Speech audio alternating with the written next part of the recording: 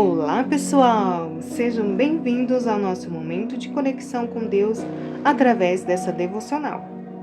E é um prazer tê-los aqui comigo no canal. Meu nome é Silvia, sinta-se à vontade para curtir. Aproveita, se inscreva, curte e compartilhe às demais pessoas essa devocional que está sendo incrível, que está falando aos corações, que está tocando a palavra de Deus às vidas. E hoje, dia 21 de janeiro de 2024, estou empenhada e dedicada aqui com vocês. Por isso é importante vocês comentarem, porque assim me dá aquele ânimo para trazer todos os dias essa devocional para vocês. E, aliás, que está sendo incrível, não é mesmo? 21 de janeiro de 2024, que esse domingo, que é hoje, né, dia 21, que esse domingo seja abençoado por Deus em sua vida. 21 de janeiro. O tempo do seu processo não será maior do que as promessas de Deus na sua vida. Devocional 21 de 366. Leitura bíblica, Mateus 12. Palavra-chave, resiliência. E as anotações que irei fazer. E você faça o seu aí. E se você ainda não fez as suas anotações e não tem o livro, não será problema. Você pode clicar no link abaixo, logo da descrição, e adquirir o livro através do meu link associado e parceria com a Amazon. Então vamos para a palavra. Ontem nós falamos da palavra-chave prosseguir. Sempre olhar em frente e não para trás. Porque Deus está conduzindo e abrindo novas oportunidades.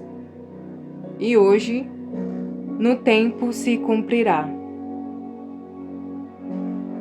Deixa eu dobrar aqui para vocês. No tempo se cumprirá. Pois bem, ó Senhor, manteve-me vivo como prometeu. Estou hoje com 85 anos de idade. Ainda estou tão forte como o dia em que Moisés me enviou. Tenho agora tanto vigor para ir à guerra como naquela época. Josué 14, versículos 10 e 11. Após a morte de Moisés, a liderança do povo de Deus passa para as mãos de Josué. Ele não era um homem comum, e sua fé foi resiliente com o passar dos anos. Mesmo passando-se 45 anos entre a promessa e o cumprimento, ele não perdeu o vigor nem a fé, motivo pelo qual pôde ver de fato as promessas de Deus se cumprirem diante dos seus olhos. Vamos observar então algumas lições na vida de Josué. Ele sucede Moisés após a sua morte e 40 anos após a travessia do Mar Vermelho, lidera 40.000 soldados. É o guardião da Arca da Aliança, responsável por unir 12 tribos diferentes. Precisa conquistar Jericó e expulsar os cananeus, os heteus e os amorreus. É responsável por dar continuidade às tradições dadas ao povo liberto, uma vez que sua tropa era de pessoas que nasceram após a saída do Egito. Então não desanime se seus sonhos ainda não se concretizaram. Tenha fé.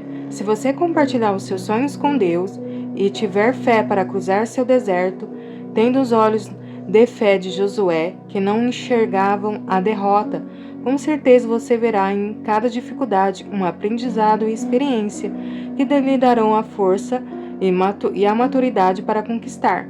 O deserto não lhe dará força para alcançar as suas promessas, mas também para conseguir manter-se firme nelas e não se deixar esvair, perdendo o foco ao surgirem novos desafios pela frente.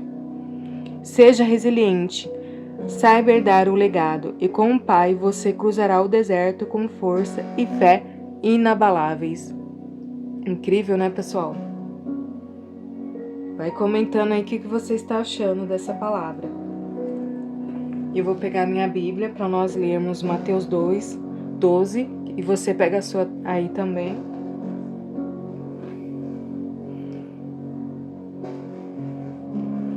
Jesus é o Senhor do sábado. Naquele tempo, passou Jesus pelos campos de cereal, em dia de sábado. Seus discípulos estavam com fome e começaram a colher espigas e a comer. Quando os fariseus viram isso, disseram-lhe: Olha, os teus discípulos fazem o que não é permitido fazer no sábado? E ele, porém, lhes disse: Não lestes que fez Davi quando teve fome, e ele e os que com eles estavam?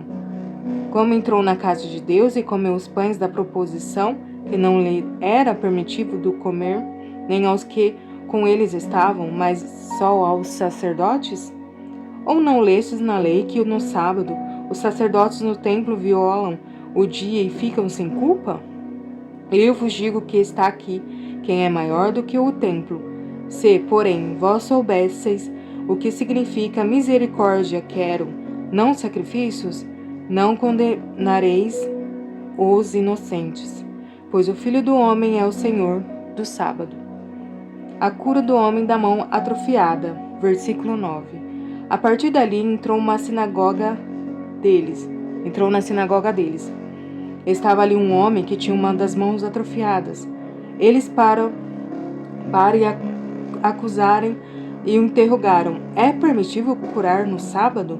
Ele lhes respondeu: qual de vós será o homem que, tendo uma ovelha, e no sábado ela cair numa cova, não vai pegá-la e tirá-la de lá?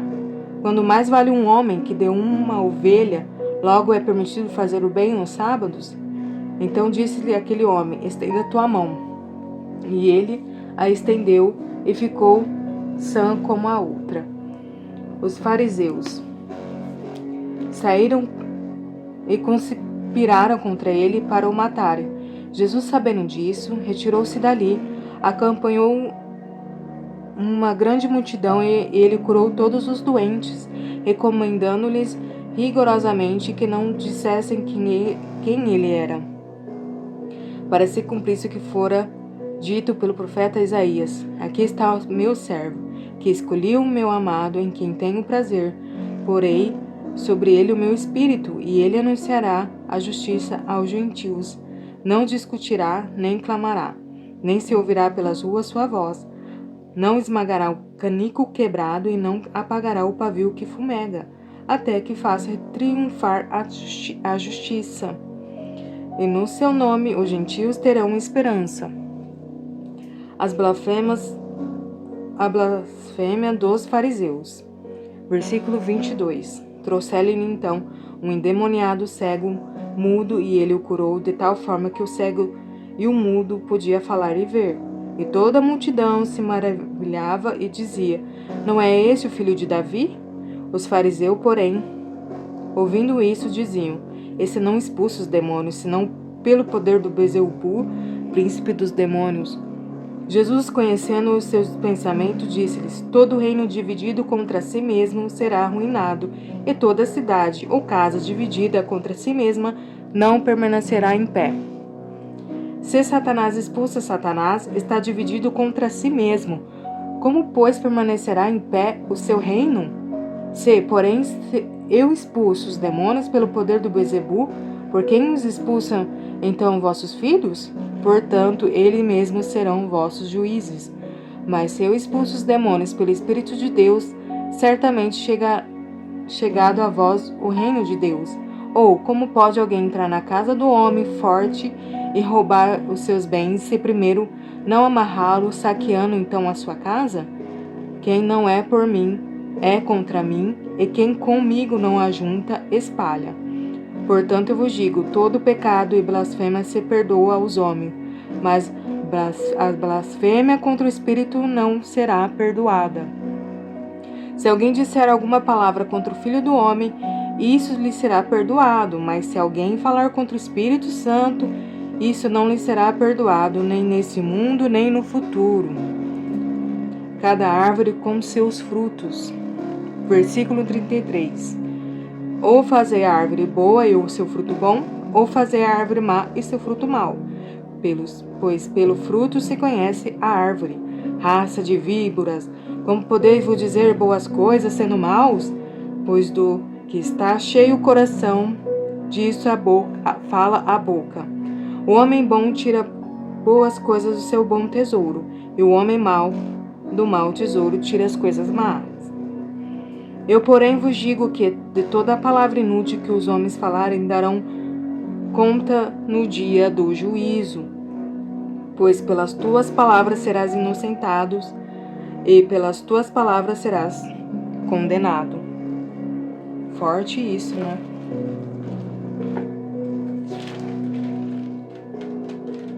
O sinal de Jonas, versículo 38. Então alguns mestres da lei fariseus lhe disseram: Mestre, gostaríamos de ver da sua parte algum sinal? Mas ele lhe respondeu: Uma geração má e adúltera pede um sinal?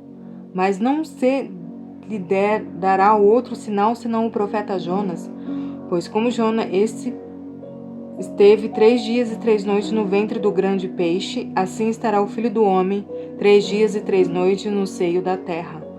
Os ninivitas ressurgirão no juízo com esta geração e a condenarão, pois se arrependeram com a pregação de Jonas. E aqui está quem é maior do que Jonas. A rainha do sul se levantará no dia do juízo com esta geração e a condenará, pois veio dos confins da terra para ouvir a sabedoria de Salomão. E aqui está quem é maior do que Salomão. Quando o espírito imundo sai do homem, anda por lugares estéreis buscando repouso, mas não encontra. Então diz: Voltarei para minha casa, de onde eu saí. E voltando, acha desocupada, varrida e em ordem. Então vai e leva consigo outros 7 espíritos piores do que ele. Entrando, habitam ali. E são os últimos atos desse homem piores do que os primeiros. Assim acontecerá também a essa geração má. É o que vem acontecendo, povo, pessoal. A família de Jesus. Falava ele ainda à multidão. Quando sua mãe e seus irmãos estavam do lado de fora querendo falar com ele, disse-lhe alguém: Tua mãe e teus irmãos estão lá fora e querem falar contigo. Ele, porém, respondeu: Ao que lhe dera o aviso, quem é minha mãe e quem são meus irmãos? Estendendo a mão para os discípulos, disse: Aqui estão minha mãe e meus irmãos, pois todo aquele que fizer fazer a vontade de meu Pai, que está nos céus, esse é meu irmão, irmã e mãe. Bom, pessoal, esse foi a leitura do Mateus 12. Muito obrigado por ter acompanhado até aqui nessa leitura. E nos vemos amanhã. Tenham um bom domingo, que Deus abençoe cada um de vocês.